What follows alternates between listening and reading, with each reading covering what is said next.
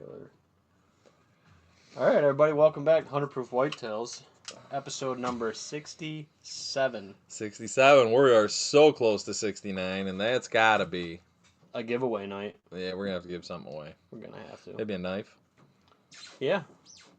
No one wants to buy them, so I guess we gotta give them away. Yeah, we probably gotta just give stuff away now. We're just giving shit away.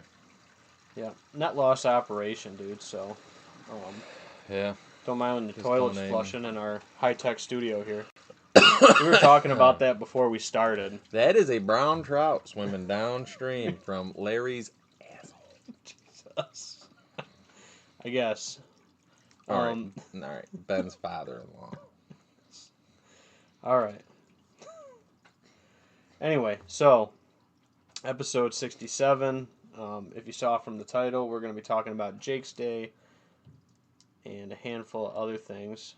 We don't even know what we're going to talk about, honestly. Let's just be honest. Yeah. We're just hopping on here because we haven't been on in a couple weeks, and we're like, man, we should probably put something out there. Yep. No one wants to buy them, so I guess we got to give them away. Yep. We're good. Check the audio. All right. Yeah, so Jake's Day. I actually gave 3 of them away. Knives? Yeah. Good viewers, man. They're good supporters. Good friends, good viewers.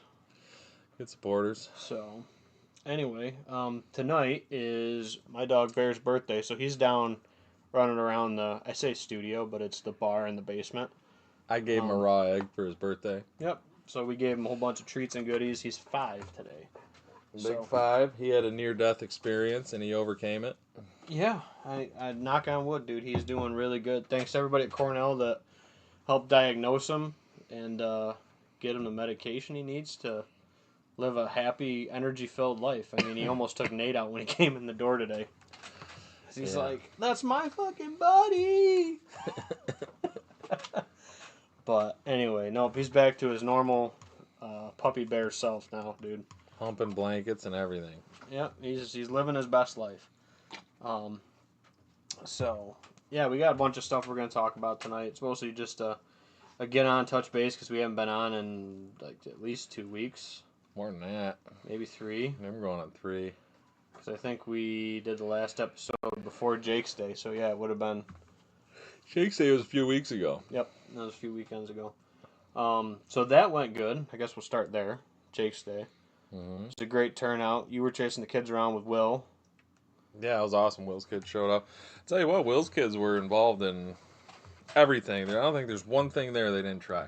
Well, they didn't paint rocks. That was the only thing they didn't do. No. They built the birdhouse. They tie-dyed shirts.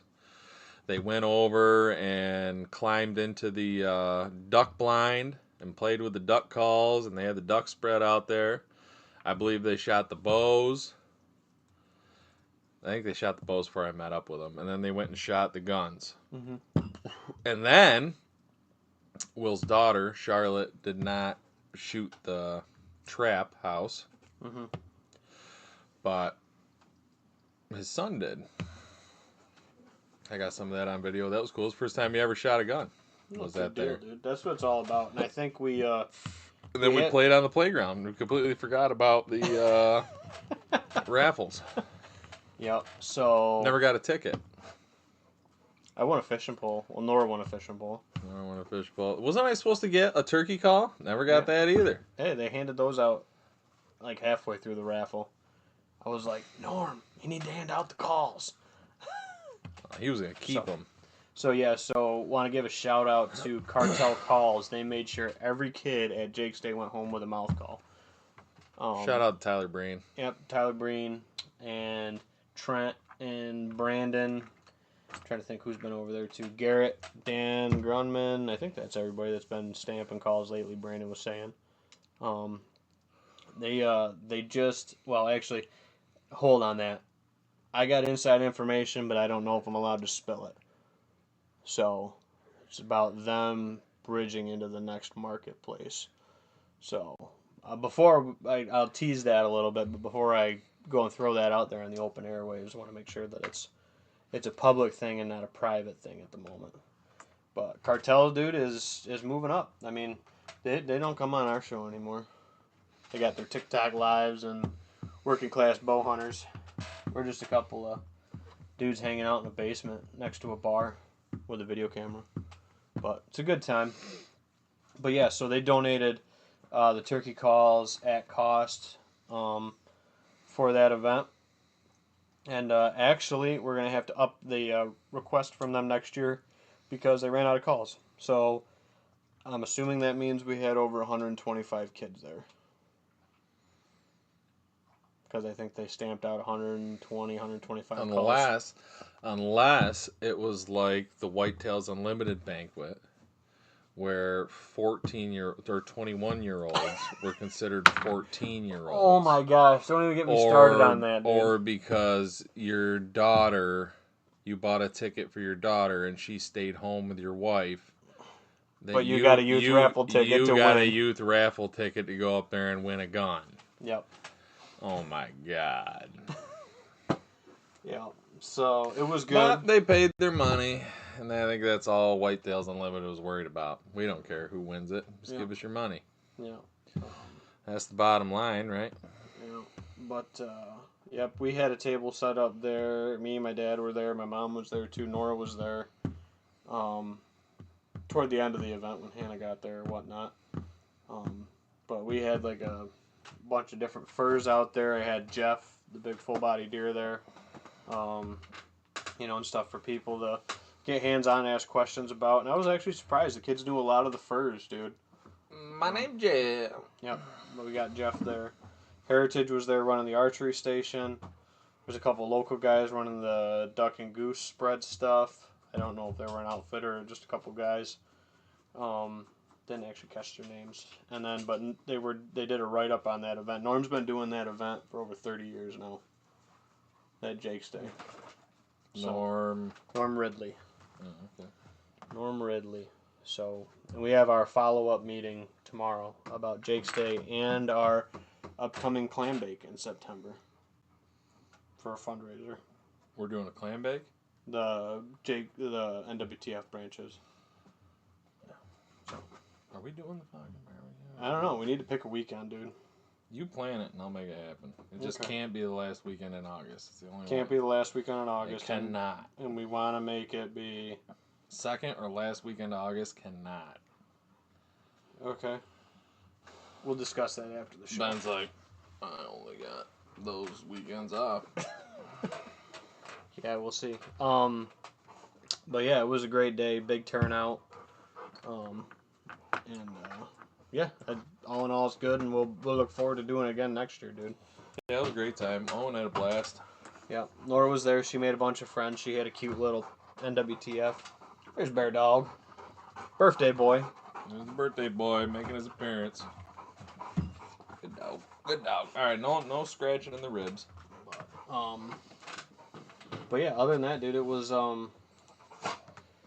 good. It was good. Looking forward to the next one. Like I said, we got to figure out if we're doing a chicken barbecue again. If we do it, do you want to do it the same as last year, or you want to step up, go buckhorn? I say we do the raffle with it, even if it is just like a small raffle. Couple items, or. So I feel like everyone that came and picked up a dinner was like wanting to hang out and have a beer. Yeah. So I think we do buckhorn and party it. Or the fire hall if it's still open. Yeah, actually, we had Kyle actually Kyle pre-preserved a day for us. So actually, let's see what day Kyle had and see if we got it on any of our calendars. We might be booking this live right now on the show. It's the only time we get to work on this stuff. Yeah. 20th of September is what he penciled in. It's not bad. I don't think I have anything going on. I have nothing on my calendar. Finanza's 2 weeks before that. So if we do it, it's going to be that, and it's going to be at the Phelps Fire Hall. You will see the post. Yep. Thank you, Kyle. Same chicken. Mm-hmm. For everybody that's wondering. Yep. We had a lot of people love the chicken. Same recipe. Same deal. Nora will be a little bit older. Kids will be running around having a good time. I like it, dude. I'm liking it a lot. So also want to give a big thanks to Nate for hooking me up with my new gun safe. Mm-hmm. So it looks good.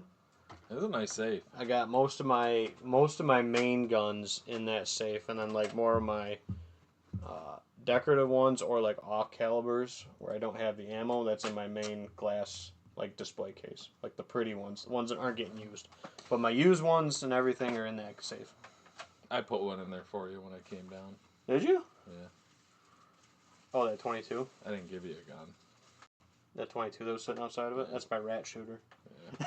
Which we might go shoot rats after this. Yeah, Ben has we were rats. talking about doing a live show from the back patio And shooting rats. and shooting rats live on the show. I feel like that would get a lot but of I, attention. But I think we'd get canceled for guns. Be like, hold on, I gotta step out of frame. We got one in the garden. But yeah, live out in the country. I got rats underneath my chicken coop. So, yeah. So, I guess leading in with your gun safe thing. Yep. So a guy at work told me he had this gun safe. Said if I help him get it out of there, I could have it. I'm like, well, I already have a gun safe. I don't need it. He goes, well, sell it. I'm like, all right. So, call Ben. Ben says, yep, drop it off. So I bring it here. Well, I go to the guy's house to pick it up. I help him get it out of there. And he comes over this tree, which is like, I don't know. Tree? 15 yards from his house. He's got this big hedgerow. He lives on this big hill. Okay. And there's this hedgerow that splits his property and the neighbor's property all the way down. And this hedgerow has like this ravine cut down it, like a narrow ravine. It's almost like a ditch, but it's gotta be like 10 plus feet deep. It's and like a big drainage cut. Right at this base where the drainage cut washes out into his driveway down to the road, there's a mulberry tree. Ooh, I like a good mulberry. And he was sitting there and he was explaining to me how these deer walk down that drainage ditch. Down in it or up top? In it. Oh, down to the bottom of it. They walk down to the bottom in it, all the way down. And when the mulberries, like right now, they're dropping and they're all ripe, they go in his driveway every evening. He sent me videos and pictures of it. And they're eating these mulberries. Yeah, it's a good food source, dude. So he was telling me, he goes, so on your show, he goes, bring up the mulberries. He goes, maybe with your food plot. And I was like, well, the idea of a food plot is for like October. I don't really think mulberry trees are too productive in October, early November. Sure. I was like, but I like the way you're thinking, and I will bring up your take on this. Yep. No, I like feeding, being able to feed wildlife year round. They definitely have a place and a purpose. I would like more of them out there for the soft mass, for that summertime and everything like that. And obviously they're full of deer, when they're dropping. Absolutely. Raccoons are in them all the time too. Bears, I'm sure, in the southern tier. Which actually, I guess there was a bear sighting just the other day again here in Phelps. Yeah, there's been a couple of them. So, I'm thinking I'm assuming it's a young male. He's on borrowed time. Somebody's gonna catch up with him. Think so? Yeah. There's only so many little wood blocks around. He can't really just like go disappear. But maybe it's Nate. We were talking about that before this. Ben's only killed like one deer. Nate's over here stacking and whacking dozens of them. I think it's Jesse. Well, he tells Nicole he's going to work, but he's actually dressing up in a bear costume and walking around. I thought you meant buddy's properties. I thought you were talking Jesse being a killer, which Jesse is a killer. Jesse's definitely a killer. So, yeah, going back to that, dude, like he's more than a killer. Yeah. So that was one of almost like a psycho killer. Psycho killer. He's Kyle Tiffany tuning in says, "Evening cheers." Kyle, we were just talking about you. Yep, talking about the September 20th still open, the fire hall. Yeah, he's got the name on it, so. But, yep, I think we are gonna lock that in. My wife's watching right now, so she's probably like, "We got something that weekend." If we did, she'd probably comment it. So, maybe. But yeah. Or she'll just yell at you when she gets home. No. She don't yell at you. Kyle says, "Yup." Yup. Good deal, man. We're looking forward to it. Oh yeah. So is that you guys have a full bar, or do we bring our own stuff, or, well, we can talk to you about details like that later. I think they got a full bar. We do. might have to supply beer. I think, if I remember right, But I know they got liquor. I think all the proceeds from that goes to the fire department. Yeah. Which is fine. Yep, absolutely. I'm all Cash for bar that. and all the bar proceeds go to the bar. Which would be no different than if we did it at the Buckhorn. Yeah. Yeah. So, but yeah, dude, I'm looking forward to it. It'll be a good time. We got to get through the raffle box over there and come up with some ideas for the thing. You know what we could do, Nate? Because I don't think I'm ever going to use it. I got some stuff at the house too. We can raffle. Yeah, we got some stuff we picked up. I got some old gun cabinets. I'm thinking if we can do it and like make it make sense. I'm debating about doing that. Savage 6.5 as a prize. The one I got from the Whitetails banquet. We just need an FFL. Sure, we can find one. Yeah. That'd be cool. That'd be like the big prize or something. Yeah, I'm thinking that, or do a deck of cards on it or something. That. It just depends on how many. I mean, I got. Or we sell them ahead of time and we sell, some day of the event too. But that leads more tickets to. I got a couple gun cabinets that I don't use that I could. Stuff. We could like live auction off. If we make $25 on them, we make $25 on them. Like, you know what I mean? Mm-hmm. Like, whatever. Yeah. 100 proof party. They're just sitting in my attic. Yeah, I was thinking that too. I got a couple that I gotta sell. Especially now that I got that safe. But either way, I don't know. This time of year, what's everybody doing for deer season? I don't know. Well, it's not the hottest day of the year. Well, knock on wood. It's not the hottest day of the year yet, but This I think weekend. next week. This weekend's gonna be rough. It's gonna be in the 90s. Well, I think next week though, when it probably hits 90s again, you're gonna call me and say, "Hey, you want to do my stands?" It's not August yet. That's true. And I can't believe how much that frickin' sumac grew in front of my blind. Holy. The tower. Yeah. Yeah. Can't even see the tower from the bottom of the hill now. Well, when you open up that an area like that, dude, it pops hard. It really does. That sumac loves it. But anyway, dude, we got. So you want fast growing cover? Just plant sumac. Yeah, It's actually good thermal cover too. It stays cool under sumac. You ever walk into a sumac? Oh, for the summertime. Yeah. Yeah, those shade pockets it makes. I think they'd make good buck bedding. You make those little sumac patches, like kind of 100%, out away from like your timber bedding, Mm-hmm. like on the edge of your food and everything. Well, I've always had them bed like. You put them sumac, and they're soft, so I bet you they like rubbing on them too. Love this. They rub the snot out of them. Turkeys eat the snot out of the red berries. They fly up in them and beat the seeds out of them in the wintertime.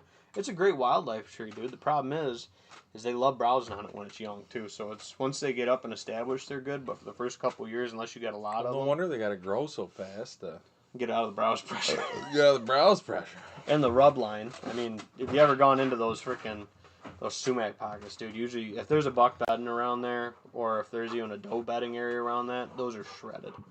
Absolutely shredded. So I like them. Again, another good wildlife tree, another good native. My mom says muzzleloader and crossbow, no FFL needed. Give your dad the gun. Oh boy. Kyle says grow Christmas trees. They love them too. Yeah, I'm sure you get a lot of rub pressure over there on Give him a it. laughy. Give him a laughy emoji. Yeah, give him a laughy. But yeah, we'll have to see. I'm sure we'll get. Kyle, you gonna sell them Christmas trees, or are you just like growing them to grow them? I think they're doing a U-cut this year. I think they've done a U-cut in the past. It's gonna be tough to persuade Liza to switch. She's local. Support. Wow, local. they're all local. I ain't driving. Yeah, I mean I'm not driving over 15 minutes to get a Christmas tree. That is a That's good not point happening. from my mom with the muzzleloader crossbow idea. No FFL needed. Dad give the gun. What's Dad need a 6.5 for? Yeah, Terry. Why does he give it to me? Does Dad want to get off that 243 train and jump to the 6.5 train? He should. It's way better than a 243. Even though I do love my. I didn't know. I didn't know 243. he wanted it. I'll have to talk to him this. So was that like a thing? 243 guys merge into 6.5? Because I was a 243 guy, and then I won that 6.5. and I wasn't trying to jump on the bandwagon or anything, but I won it. And I'm like, well, I won it. I put a nice scope on it. Sure. I put the Vortex Diamondback on it, 4x12. Went out, shot it, loved it. Like I think I killed those the first time I took it out. I killed those 2 doe. You helped me come out and stacked them up with it. Yep. Yep. I was like, this thing is a murdering machine. That was in the corn there. We tucked the blind in, right? No. No. That was on top of the hill. Remember, I picked up. I didn't tell you I shot 2. I told you I shot 1. And we went and we picked the one up in the back. And on the way back, and I'm like looking, and you're like, "What are you doing?" I'm like, "I'm looking for the other one I shot." And you're like, "You shot another one?" I was like, "Yeah." And then I was like, "Oh, there she is." Oh, piece of candy. Oh, but yeah. No, that's a good idea. Yeah, Kyle Tiffany says, yeah, this year you cut. Yeah, good deal. Good deal, man. Kyle, will you come cut with me? I'm sure he'll come cut it down for you if you give him an extra tip. Give him the blue chew tip. Flip him a blue chew. Flip him blue chew. That's one of our ongoing jokes is Blue Chew is a sponsor of this show, which they're not. So we had a guy. We had a guy, or I don't know, somebody tell us that if you guys are looking for sponsors, Blue Chew will sponsor anybody, no matter the size of your platform, anything. So that's been an ongoing joke ever since then. Is that we're gonna be? That's gonna be our first sponsor. We're gonna. That's gonna be our first sponsor. Is Blue Chew. Yeah. But no, we have a lot of supporters. Just nobody gives us like money or credit. Except for you and me were saying, dude, we'd have a couple people reach out and they're like, "Are you not doing the podcast anymore? Like we've been looking for you guys." Every once in a while, yeah. There's a couple people at work that'll come up to me. Yeah. Yep, I've had a couple people. Off season, man. Like Yeah, we're all busy. It's summertime, graduation parties. I mean, we got invited to a bunch of those. I'm not going. Graduation parties, weddings, vacations, home projects. Like, I mean, yeah, the summertime's rough. Yeah, you've got your new barn and everything. That's looking freaking phenomenal. Yeah. I don't know if I'm ready to announce that yet. No, that's all good. It's all good, but it's looking good, dude. It's all pretty.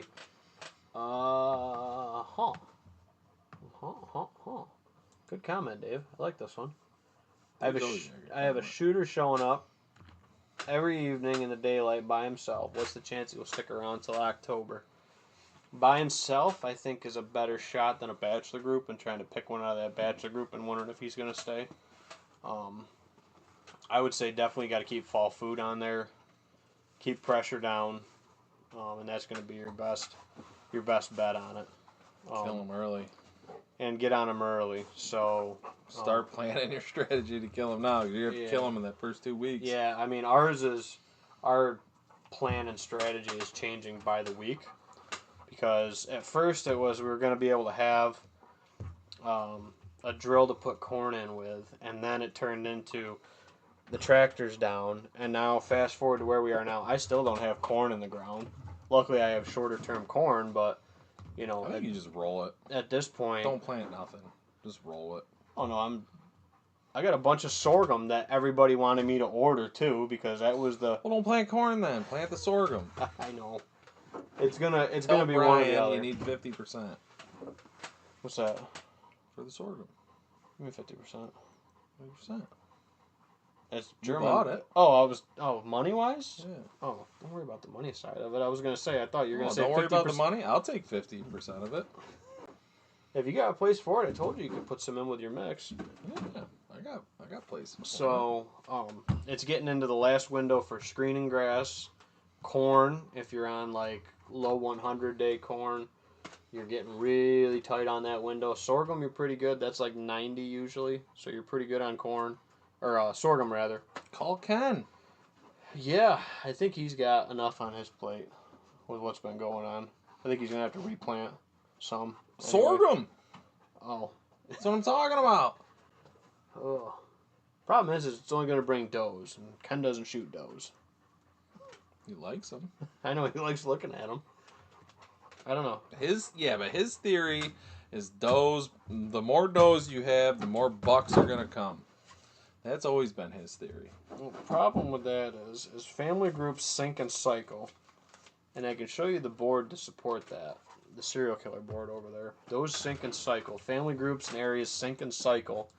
So what you end up having, if you have a group of 10 and 2 or 3 come into season... Don't argue with Ken's theory. I'm going to argue with Ken's theory. He's not even on here to defend himself. Okay. Other people's theories are. No, go into it. But we do have to roll back into David Todd's. Yeah. So, I think does are going to sink, and what that means is if those 4 does, let's say you have in that family group, only 1 or 2 of them get broke off by a buck. What if the family is like 20?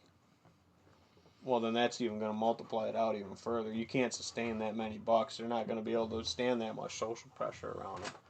You're not going to be able to hold them. So, with 20? You're not going to have the area for the bucks. You're going to have bucks come from miles and miles away. I think you're going to have small-bodied bucks. Oh, they're just going to be going crazy because those does are going to keep trickling estrus cycles. Like, okay, so you get the first 4 out of that 20 bred, and then the next group you get maybe 2 or 3 because a handful of your bucks got killed during gun and bow season. And then fast forward again, so now you're at the end of December. Okay, and then you're getting 1 or 2 more bred, but you still have does cycling maybe into January, fawns coming into estrus maybe in January. Those bucks are run out completely.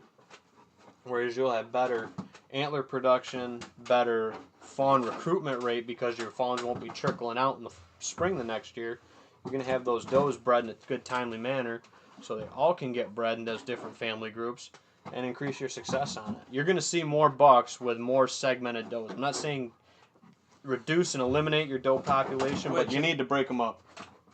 Which an individual like Ken, bigger farmer, yeah, bigger acreage, benefit from a strategy like that. You got to break them up because he has the acreage. 100%. He's hunting. Break them up, and I think that farm would hunt 10 times better. 100 to 200 acres. He's in not a property, sure. 60 acres, sure. Yeah, I think breaking those family groups up is absolutely critical. It has been critical to our success. And how especially you can pattern those bucks, time of year, locations, areas on a property, etc. So, I will throw Dave's comment up there again. Fair. So, knock it off. With your birthday, but yeah. So, yeah, I would say, where's his ball? I think it's under the step. That's why he's hitting the hell out of it. I'll get it.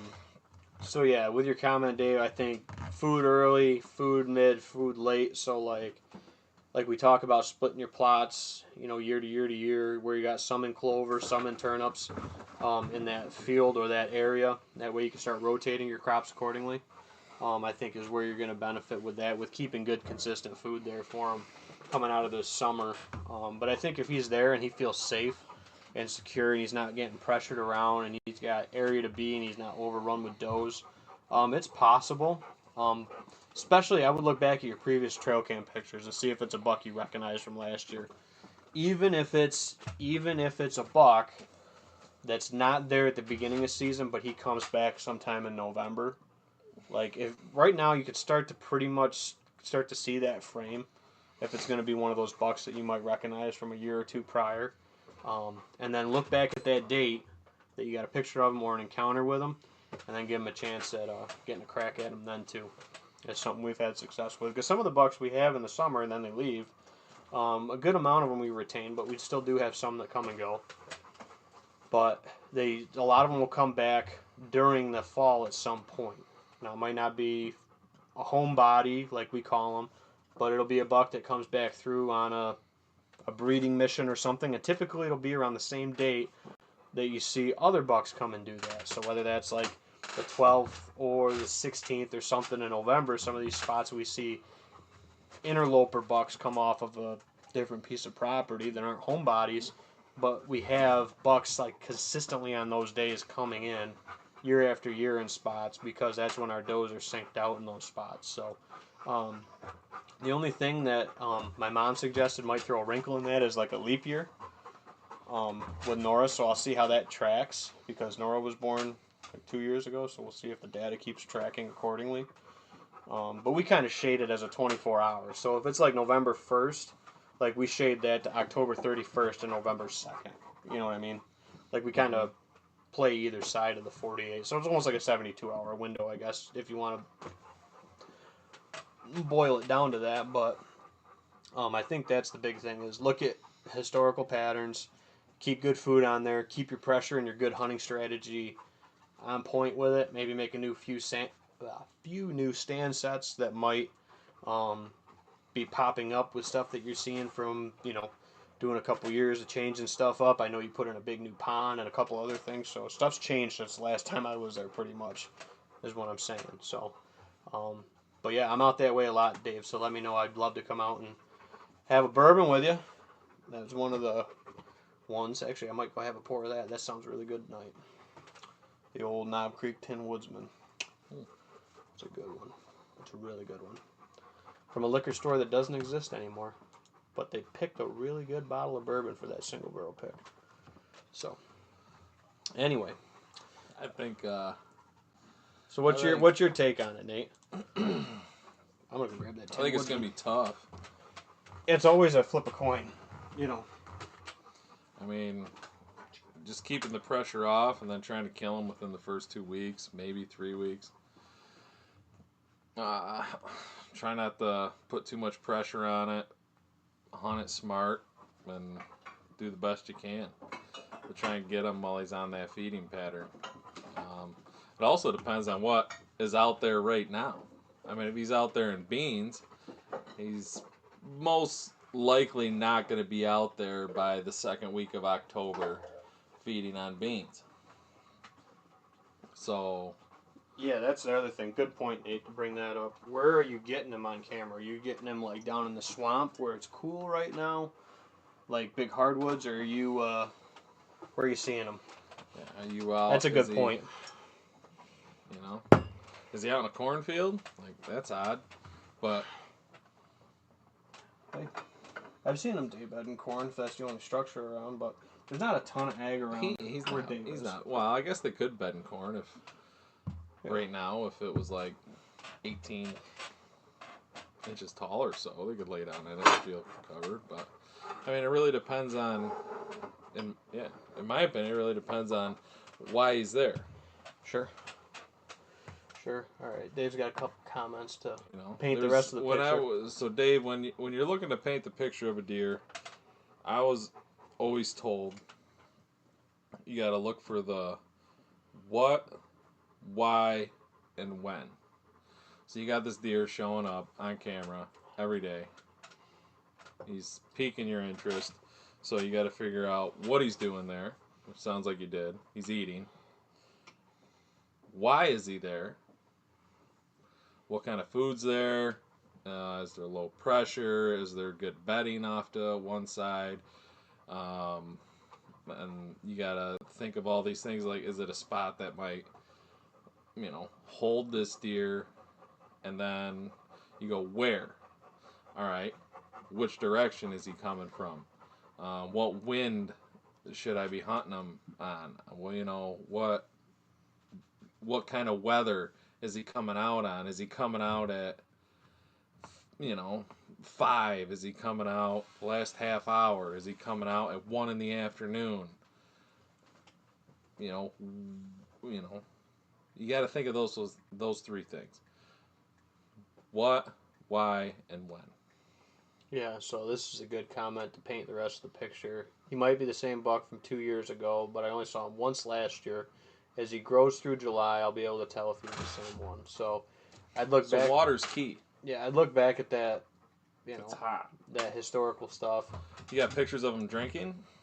Seeing him in the mature hemlock stand near the pond. I think he's bedding there more for the summertime stuff. But what you do is you paint that better picture of that property with the food being better, the less intrusion being better, and then, just hunt him smart and see. Yeah, he's drinking more water than any deer I've ever seen. He comes between 5 p.m. and 8 p.m. So he's day bedding in there, and then Cobb coming through. He's day bedding somewhere close, whether it's on yours or on a neighbor's, and coming in there. And he's day bedding there because of the water. Because it's been so cool. hot. Yeah. And those hemlocks, Full thermal, they got a nice canopy. They're provided it's like cover. It's like a reverse thermal, if that makes sense. It's thermal in the winter, but it's also thermal protection in the summer because it's full close canopy. Dark woods. And it holds a lot of moisture too, so it's dark, damp woods. So I would say your best shot, in my opinion, of killing that deer is keeping the pressure off. Just stay out of that area. Don't go anywhere near until that first week of October. And make sure, if you do go in, make sure you have that set up specific for, for a specific weather pattern, a specific wind, make sure you have access that will get you around where he is coming from to go to that water. Mm-hmm.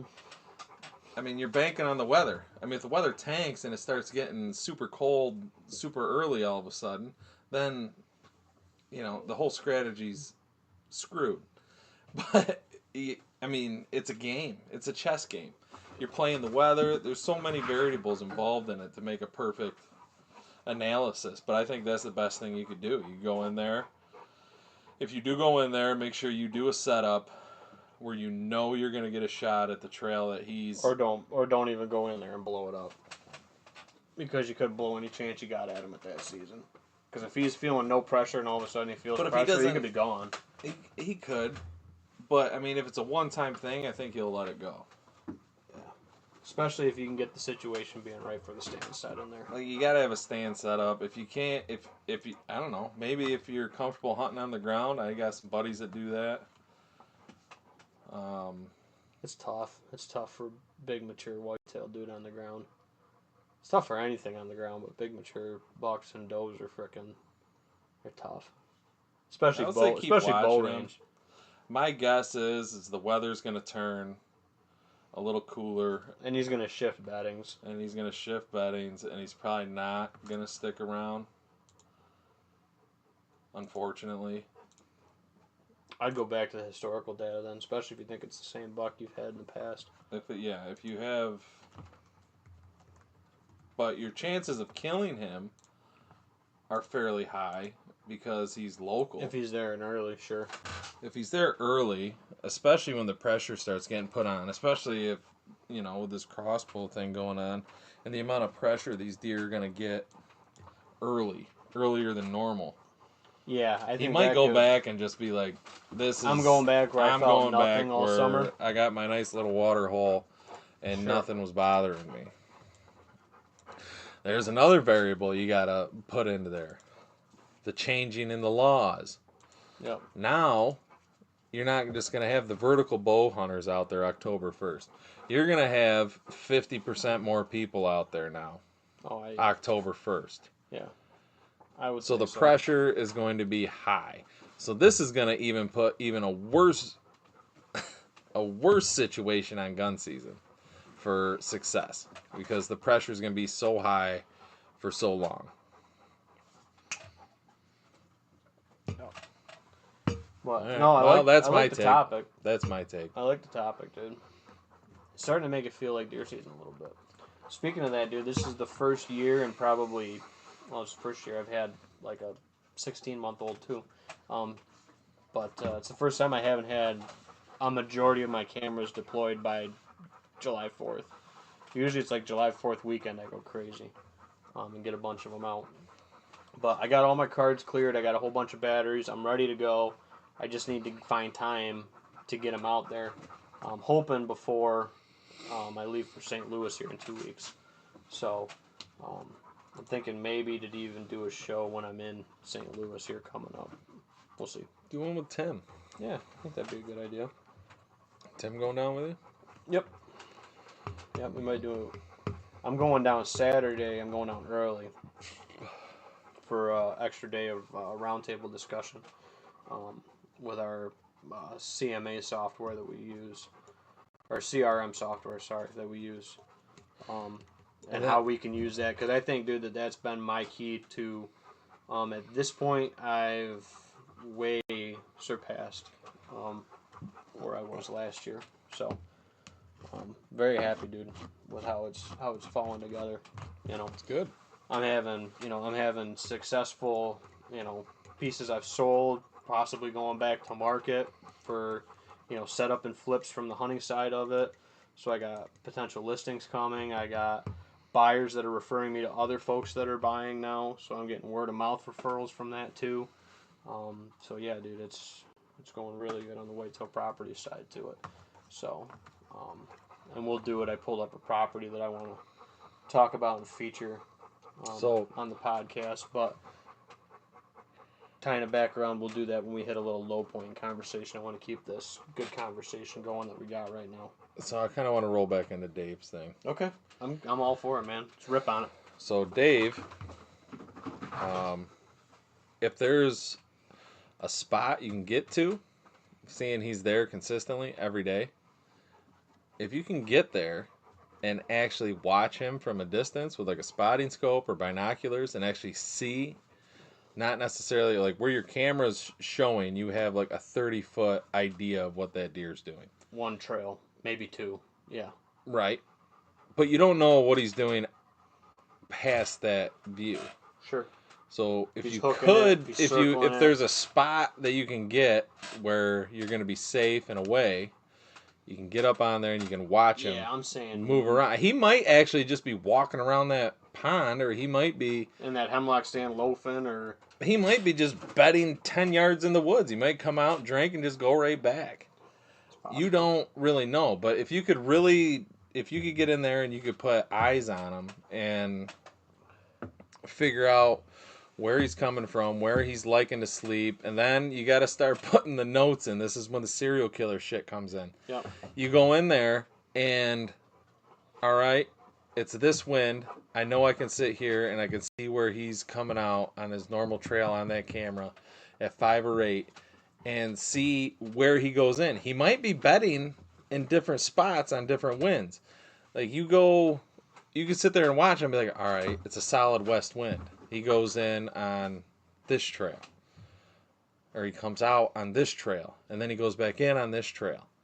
Like, that's... Or... Like, you can really narrow that thing down if you got the time. Again, if you got the right conditions to go in and do that. I would say setting back on that spot 100 yards or better from where you're anticipating he's coming from or going to. Like Nate said, you're doing long-range observation at this point. You're not trying to get in their, bow stand range on them or whatever. We're not saying that, and I wouldn't go in there trying to, I get guys that message me and they're like, hey, I got a buck on my property. I want to go in there and start doing some habitat work right now or something right where he's bedding.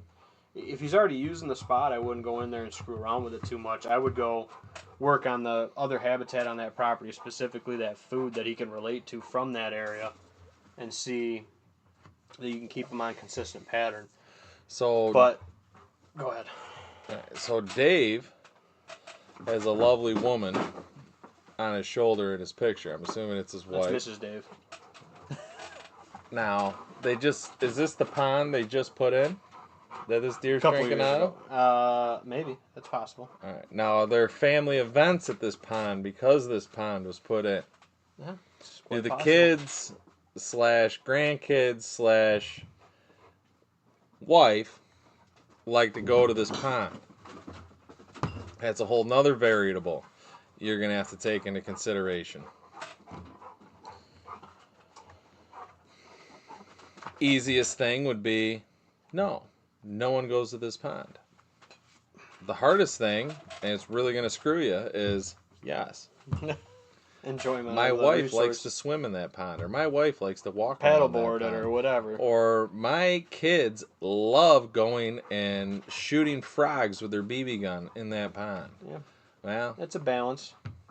You gotta balance that out and figure out what's more important to you. The other serial killer kind of tip that I'll go into that observation data with is looking how that deer reacts with other deer.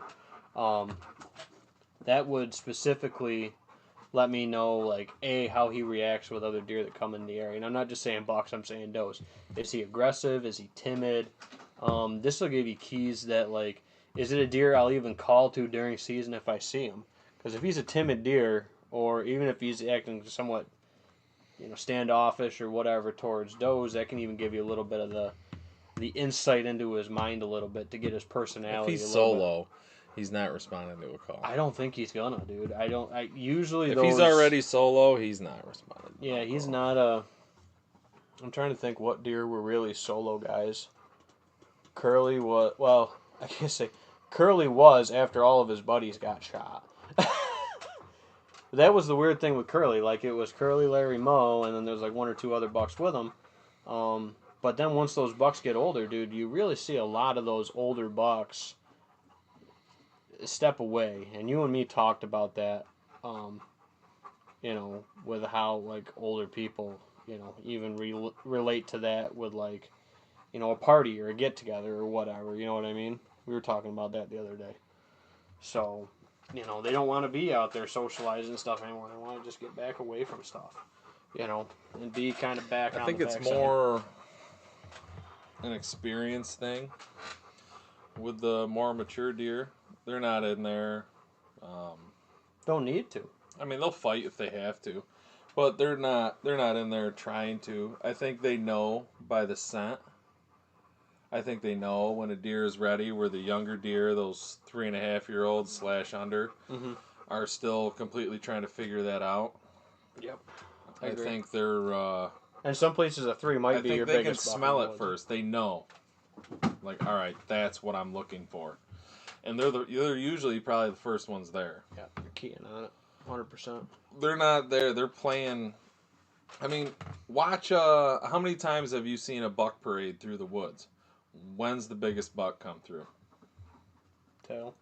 He's last. He's either first on that doe's ass because she's right, or he's last. There you go. Every time I've seen it, he's last. I've never seen him up front. I've seen him up front and then other bucks. If he's up front, there's no other bucks tailing her. Usually. Until, like, later maybe on half, in the morning. yeah, later on in the day, something fair. picks up the trail. That's fair. But, you know, it's Mother Nature. What the hell, yeah. I love Dave. I try to keep the pond quiet at 5 p.m. No swimming in the pond. Our deck is about 90 yards from where he comes out. He'll tolerate minor movement from us. Yeah, he's a different dude, man. But as the summer wears on and goes into the fall, you guys will be not out there as much or whatever, you know. But if he already is semi-tolerant of people being out there, then, you know, just keep doing what you're doing. It's only going to better your chances. Yeah, I wouldn't go pushing the envelope. He's already smelled you. He's already heard you. He's already, you know what I mean? Sure. Like, keeping that consistent. Yeah. So he's not getting them on camera. He's getting them on sight, you know. Stuff. Go sit on your dock with a beer, and so he knows where he's going in and out. Yeah.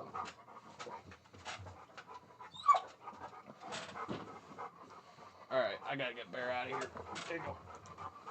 You take that comment. I'm gonna get Bear. I'm gonna put Bear upstairs. He tolerates doe near him, but he will chase off other bucks.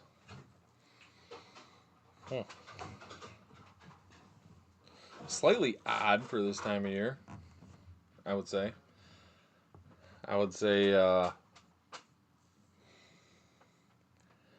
Normally they're pretty social animals. I guess if he really is got some age on him and he really is that old of a deer, I guess, you know, he don't want to hang out with anybody. Yeah, unless they hang out with the... They're all individuals, but I would definitely say if you think it's that same deer, I would look at what days you had him 2 years ago and what days you had him last year on camera too, and see if you can pick up some kind of pattern with that. For sure. Yeah. Sorry, all I heard was Bear heavy breathing, and I hope you guys didn't hear all that heavy breathing on the mic, but usually that mic's pretty good at canceling out background noise. This one works good. So. Nah, I'm not going to say that. My mom had a comment come in. We've had deer that don't socialize at all. My dad's got one doe in the backyard. He's had her for a couple years, probably 3 years now. 2 or 3 anyway. Was a fawn whose mom got hit late. I think like August maybe. Late July or August. So at that point mostly off of the milk. And she just always hung around the backyard, and she always still hangs around the backyard, and she'll come and go by herself. She's always by herself. And she's not a big doe. She's kind of like a medium, small-sized doe. Even now that she's 2-3 years old. She's got a lot of attitude. So, No, she just doesn't. The other women don't want to hang with her. And yeah, like no Doe family group like goes and adopts her or anything like that. And What do they call it? Orphan Annie, my dad calls her. That's a boss bitch. Yeah, but she's not aggressive, dude. She just doesn't. She doesn't hang. You know. Yeah, Dave says stop by, have a bourbon. Maybe we'll go do a podcast from Dave's house. Where the hell's Dave live? So that would be. You can say town. You don't have to say his address. Yeah, so that would be 123 Naples Way. No, he's out east of here. About an hour, probably about an hour. We got to do one with your Uncle Josh too. We keep saying we got to have all these people on. We got to actually sit down and have some folks on. Even if we have them, we can have a call-in link if you got a webcam and good internet service. We can actually have you. Come in. I want to do it with Josh and Beanie. Yeah. Those two guys smart motherfuckers. Yeah. Like, Uncle Josh is good. Don't get me But wrong. we got to go down there. Uncle too, Josh Josh's. is like, he's good. But fucking Beanie's a fucking brilliant fucking dude. Yeah. Yeah. I could dig on it. Pick a day. Put it on the calendar, just like the barbecue. Put it on the calendar, and we got to fucking do it. 'Cause it's on the calendar. I would bet money that Beanie might throw something at you that kind of blows your mind. I love having my mind blown. I'm telling you. I love having my mind blown with it. Guy's fucking good. Knows what he's talking about. So, yep. So, what else we got? Jake's Day, Blue Chew. I think we honestly should just Blue reach Chew. out to him. I think we just reach out to him. If we get Blue Chew sponsored, it's a Everybody, sponsorship. Whatever. everybody comes to Chicken Barbecue, gets a Blue I'll Chew. kill deer with a Blue Chew hat on. I don't care. Oh boy, Actually, it would be fun and funny. it would be unique. But yeah, in all seriousness, if Keep anybody, your arrow hard.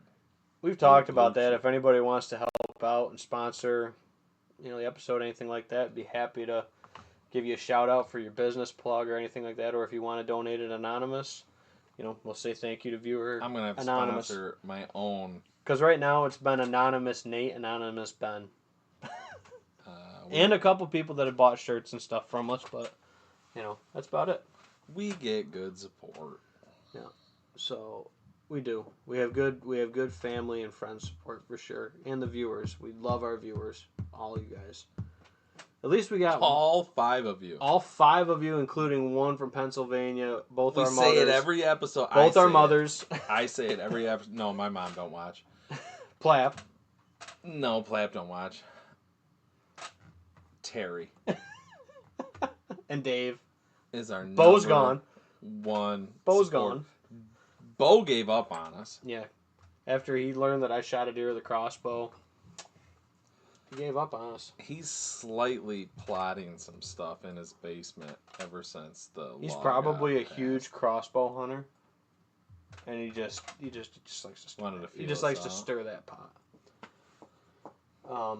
But yeah, my mom said Orphan Annie doesn't fight or interact at all with any deer. Bo'll jump back on a deer season. At some point, he probably will. You're right. But anyway, shooting the bow. I shot the bow 2 weeks ago. Shot pretty good. I got to go shoot. I'd like to go shoot this week, but I don't know if I'll have time. Might go shoot tomorrow. But went over to the lease today. Everything's looking good. We got to get cameras out, but the stands look pretty good. We don't need to do too much trimming.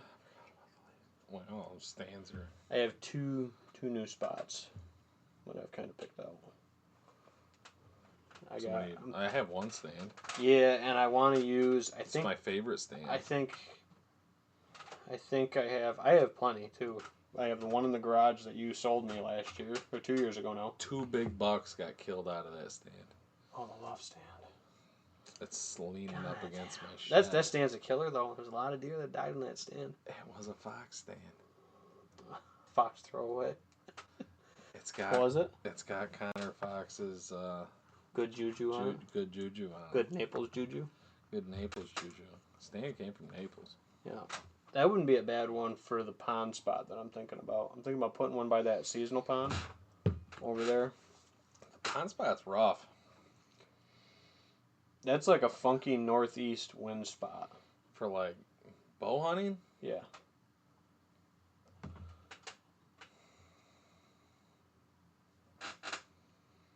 I'd have to look at the pictures to see. Because honestly, a lot of deer come out. I mean, if it stays hot. That pond is deeper than I've ever seen it over there. Yep. That pond is deeper than I've ever seen it over there. Jeff tuned in. Jeff Fox. What's going on, Jeff? Thanks for tuning in tonight. Jeff. Score any more deer, Jeff? We gotta do I got one. 2 more to score. I was gonna say, we got a couple more to do. You can come hang out, have a beer, score one of them. I can't do it. Ben can score both. Nepotism. Nepotism. What is nepotism? That's like favoring people that are close to you. Oh, you can do it? I probably could. I think you're gonna get a better score if Jeff scores it. What are you talking about? You tell me. You don't even know this guy. I thought you were talking about your deer. No. No. Okay. My gun buck wouldn't have made it. Neither would mine. My gun buck didn't make it. No. I'm talking about Steve, the guy at work. Oh, yeah, we talked about that before. Yeah, I'd love to do that. He told me he thinks it goes 160, and he showed me a picture. I said, if just by looking at it, I said I'm thinking low 150s. I said, but it's just a picture, so. True. I don't know. It's tough. It's tough to judge him by a picture. But it is a hell of a deer, though. So yeah, I'm thinking one by the pond at the lease, and then one. You know that cherry tree that we talked about when we were turkey hunting over there. Mm-hmm. The one that's kind of like out on that island. I'm just gonna sit in the napping spot. I want a rifle. Well, the Napa spot would be pretty solid too. Oh, they also cut down your Southwest wind. They also cut down your locust tree by the fuel oil tank that you sat next to. Where you shot your deer last year. That's all right. The propane tank was the old diesel tank. Oh, that was the blind. The old diesel tank for that cover scent. But yeah, that, and I want to put one, but I want to put I think I have a couple down in the barn at the farm. We took the ladder sections out to make 20 footers. Bought like 3 stands, sacrificed one to make 20 footers with. So I think we have like a 4-foot, 5-foot ladder to get you off the ground and kind of up in that clump on that cherry tree that's out in that island. I think that would be pretty good to have a stand up on that, because you can get in through that roll on the back, come up into it and sit like right back up into that big cluster clump on that cherry tree that's out kind of on that island. And then you can probably almost see, you can see that whole western field from that spot where we couldn't see that from the ground blind last year. And you could probably see most of that ridge going across the hayfield up top too. Sniper spot. And it's all within. Then within like 200 yards. Last night, or 250. Last light. If you don't see anything, here you just climb down. You go over to the next hill. The truck's there. Oh yeah, we did that the one night. We're like, nothing's in the field. We got 10 minutes left. Let's slink over the top. See what we got. But anyway, what else we got? Oh, Jeff says 20 feet up. That's a nosebleed stand.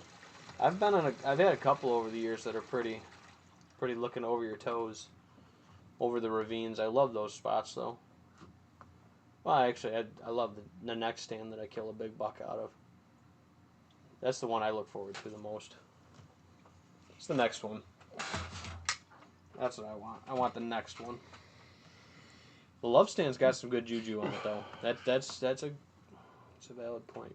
Rocky. Is there any? No, you said you wanted to put one down by where you got your buck over there last year. But closer to like the edge. You were saying where like that small pond is where you walk in. Yeah. You were saying you were thinking one in there, kind of where that hill wraps in tight.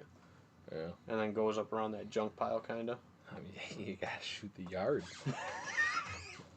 That's the problem. Just gotta shoot the yard. You gotta shoot in the yard. That's where they go. Hey, dude, it was that spot in 3rd week of October turned on with buck. That was our best camera location. Was like this apple tree in the corner of this yard. Yeah. I mean, we say yard. It's like a couple hundred yards from the house, but it's a big yard.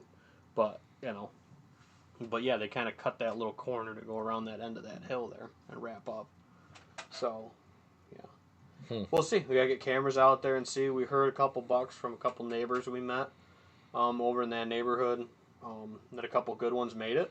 So, we'll see. I think the 166 made it. Not the Twin Tower buck. That's what we were calling him, right? Mm-hmm. Twin Towers. He had the big brow tines, that big 6. I hope he made it. That'd be cool. But the other 6-point we had made it. And then I think Flyer, he said, made it too. I think he had a picture of Flyer.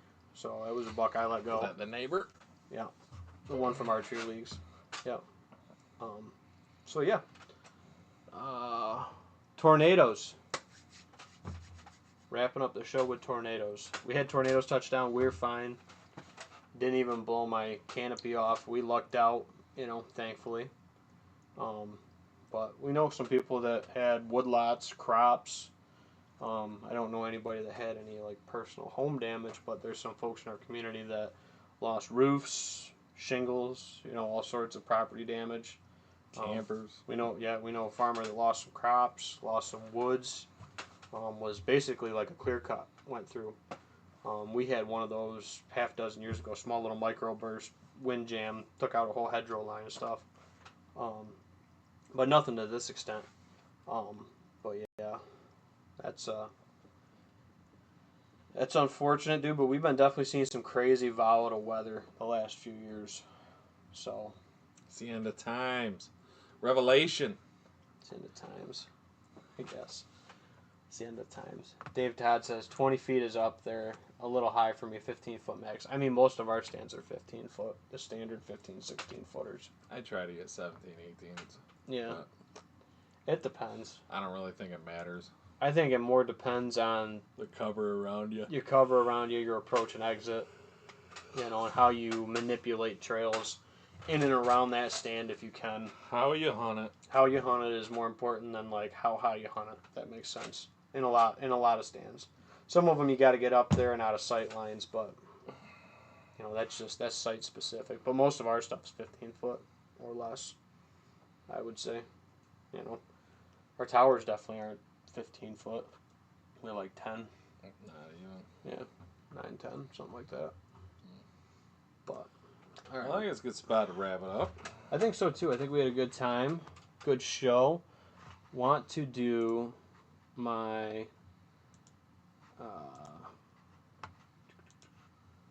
I want to do my featured property from Whitetail Properties of the episode.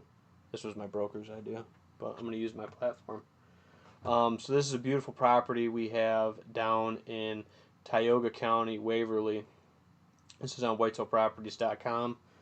You can search all of our listings and everything down there. This one's a great property. We just did a price improvement on this one, 28 acres, $160,000. It's got a nice little rustic camp on it with an outhouse, so there's no the direct indoor plumbing, but there's electricity. Tower blinds are already set up on the property. Little bar, camp area already set up.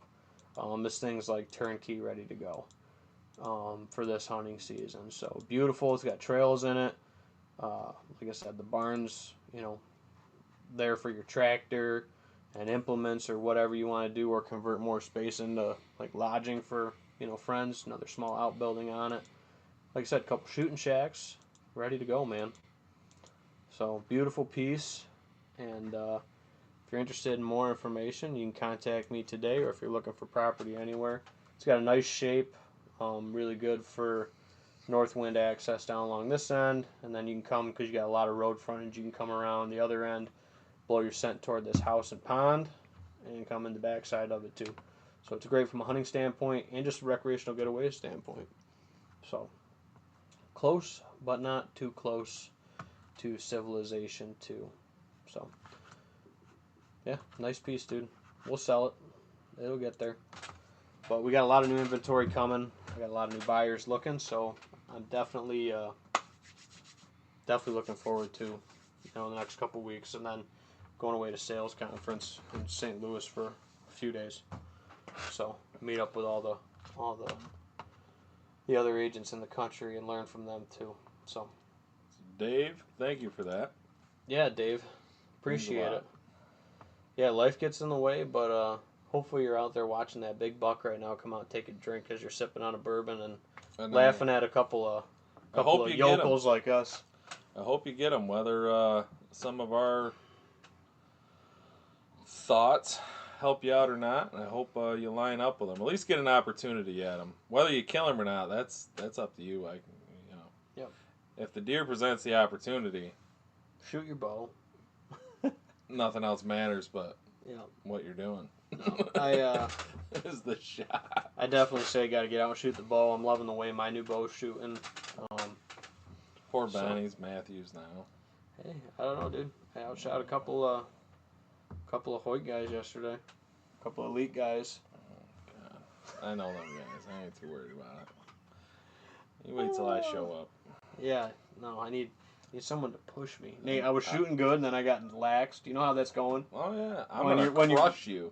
You keep shooting with them guys, I'm gonna crush you next time. I took the foot off the gas, dude, and I braked, and I was ready. I was shooting up. I was up at like target 16. Cocky. Not cocky, dude. It was like there wasn't anybody to chase. You know what I mean? You always shoot. You and me always shoot better, dude, when we're shooting like right with each other. You kind of push to elevate yourself, you know? Well, yeah. Yeah. Because we all, when you the guy, and me want to be on top. Yeah, when the other guy's like 8 or 9 behind you, you almost get lax, but you can't. It also is like mental training for not letting yourself get laxed in those situations and just keep shooting your shot. So, yeah, Jeff says at his age, stay on the ground. Hey, have never. Well, I can't say that. I've killed a couple from the ground, but I've never killed any bucks from the ground. I've had opportunities. I've had one of my most mature bucks I've ever had on the ground with me, with my sister filming one time. That was a good story. If we haven't talked about it on the show, we'll have to talk about it sometime. Yep. No, thank you, Dave, for tuning in, and thanks to everybody for tuning in at home. That's honestly the whole point of this podcast, Dave, is to just communicate and try and figure things out together and help each other be successful. Yeah. Have a few beers and enjoy it. Yep, and spitball comments and topics back and forth. That's kind of why I started doing live videos like whether 10, you like them, great. Ago. If you don't, whatever. Yeah. No, move on. We have a blast doing this, and we hope we're helping a lot of folks, with their questions. And like I said, we're not out here to bash anybody or do, no stupid question's a stupid question, only the one that you don't ask. That's the stupid one, is what we say. But it's getting to be about 8:30 or 8:40 now. We've been at it for about an hour. I want to say thank you, everybody, for tuning in. If we, for whatever reason, missed your comment tonight, we apologize, but we hope to catch you guys next time here with 100 Proof. Whether you're tuning in on Spotify, Apple Podcasts, Google Podcasts, wherever you listen to podcasts. If you can't find us there, let us know. Always available on YouTube and Facebook Live, and then Facebook after the fact as well. It's posted. So thank you guys for tuning in. Anything else, Nate? Let's go shoot some rats. Blue Chew. Blue Chew. It's going to be our first sponsor. Yep. And thank you guys.